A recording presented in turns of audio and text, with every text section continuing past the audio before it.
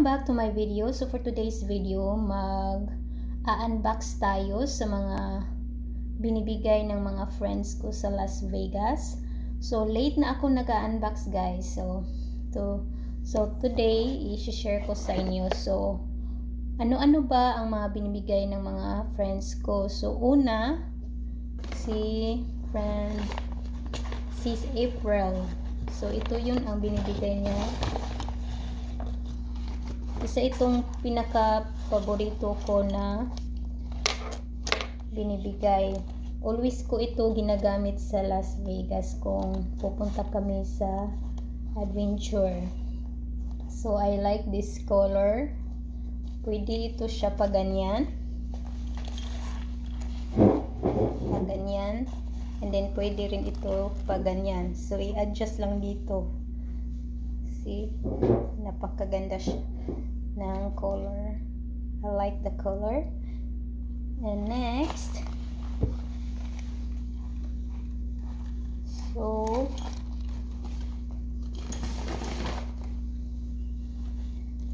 pangalawa itong purse na LV. Bigay rin ito sa kaibigan ko doon sa Las Vegas guys. Napakaganda. Pwede rin ito pa hand carry. I-remove lang ito. So yeah, napakaganda ng kulay. I like the color. So yeah, and then next, binigyan ako ng sister ko na Prada na Ray-Ban. Thank you so much. I like it. So, ginagamit rin ko ito parati kung saan kami pupunta sa mga adventure. And next, ito, galing ito sa mama ng mga friends ko. Sa mama si Ate Edna. Bracelet. Napaka-cute. Size talaga. Perfect size sa akin, guys.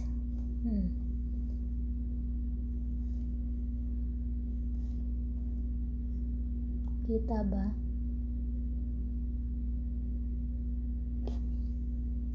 Susuot ko. I-try ko isuot. Hindi ko pa ito siya nasuot dito sa Texas. At sa doon sa Las Vegas. Hindi ko siya nasuot nung birthday ko.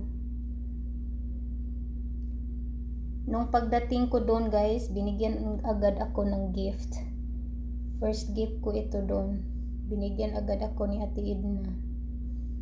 At itatry natin kung bagay sa akin.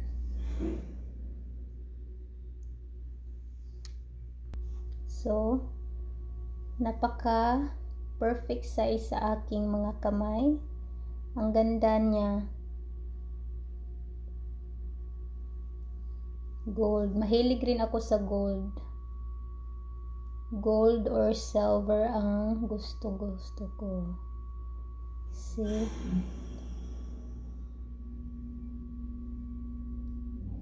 Napakaganda.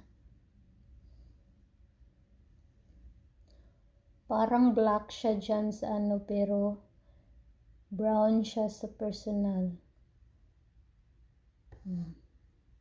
Perfect size sa akin. And next, galing ito ni April again, ang nagbigay nito sa akin. And then, binigyan rin niya ako ng earrings. So, isusuot natin. Usong-uso ito ngayon na earrings.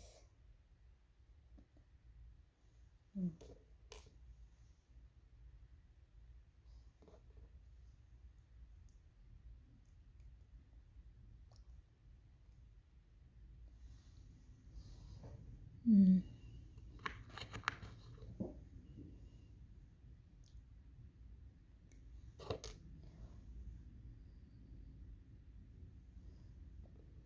Hmm.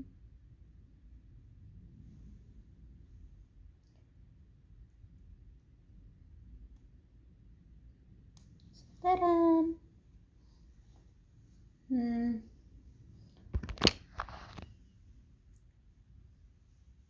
Napakaganda.